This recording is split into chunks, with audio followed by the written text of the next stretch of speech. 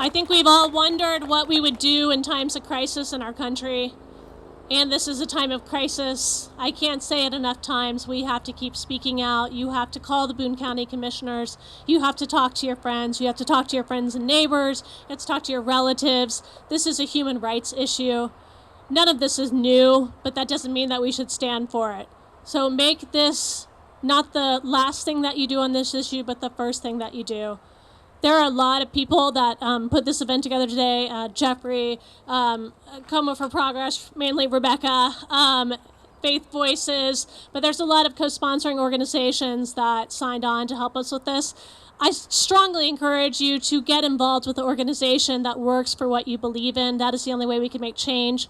Some of these co-sponsors are the Boone County Democratic Party, Burning Women, Mid-Missouri Fellowship of Reconciliation, Mid-Missouri Democratic Socialist of America, Mid-Missouri Young Democrats, Peaceworks, and Race Matters Friends, COMO. So please seek out these organizations and help them with their missions. This is the way that we make change.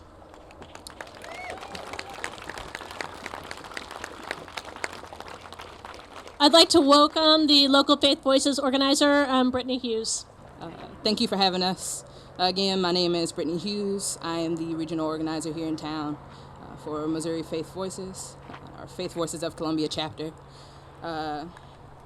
Little off script here, but I want to echo the sentiments of my sisters, Molly and Valerie. We need to get really clear that mass deportation and mass incarceration are not two different issues, but two sides of the same coin. Land of the free and home of the brave comes with a caveat. And so if you indulge me here for a minute, my mom and my grandma taught me to acknowledge my ancestors. I want to call into this space the folks who originally called this place that we call Missouri home, the true stewards of this land. The Chickasaw tribe, the Illini tribe, the Iowa tribe, the Missouri tribe, the Osage tribe, the Oto tribe, and the Quapaw tribe. It's been a year since the Trump administration instituted its zero tolerance policy, tearing thousands of children from their parents. Conditions have worsened. The United States is holding children and babies in horrible camps. These camps are breeding grounds for infectious diseases, and children lack access to basic sanitation and clean water. In addition, girls as young as 7 are being required to take care of toddlers. We are witnessing crimes against humanity taking place before our very eyes in our name with our tax dollars. Just last week, children in a Texas border station were found dirty and sick, caring for other children in overcrowded conditions. Lawyers arrived at another facility to find 4 toddlers under the age of 3 who were so ill that they had to be hospitalized. The conditions at these camps are the product of a cruel and intentional strategy by the current administration to terrorize immigrant communities, criminalize immigration, and dismantle our asylum laws. People across this country will continue to fight this disregard for children and human life. We will not stop until this administration ends and is held accountable for its practices of traumatizing vulnerable children and families. Our children know the simple truths, that locking up families is wrong, tearing families apart is wrong. Children belong with their families and in our communities, not in cages or behind bars. Detaining entire families is not a solution. It is a jail and death sentence. Turning away entire families is not a solution. It is a death sentence. In the words of mother of the movement, Assata Shakur, it is our duty to fight for our freedom. It is our duty to win.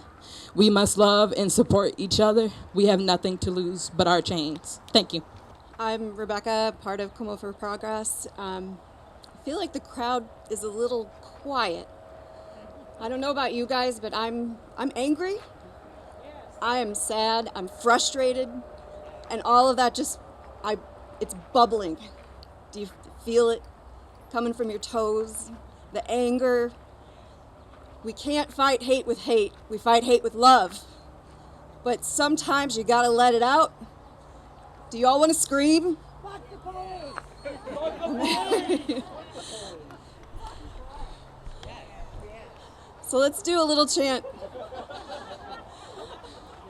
Immigrant rights are human rights. Immigrant rights are human rights. Immigrant rights are human rights. Immigrant rights are human rights. Trans rights are human rights. Trans rights are human rights. Trans rights are human rights. Trans rights are human rights. Black rights are human rights. Black rights are human rights. All people are humans.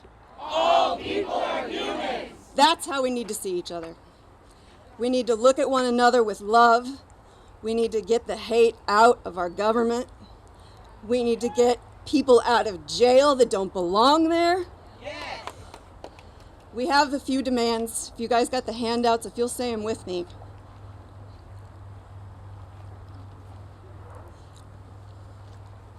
We, the children of the United States, this future generation, we will not stand for inhumane laws, policies, and practices that punish families in fear for their lives, seeking safety within our borders.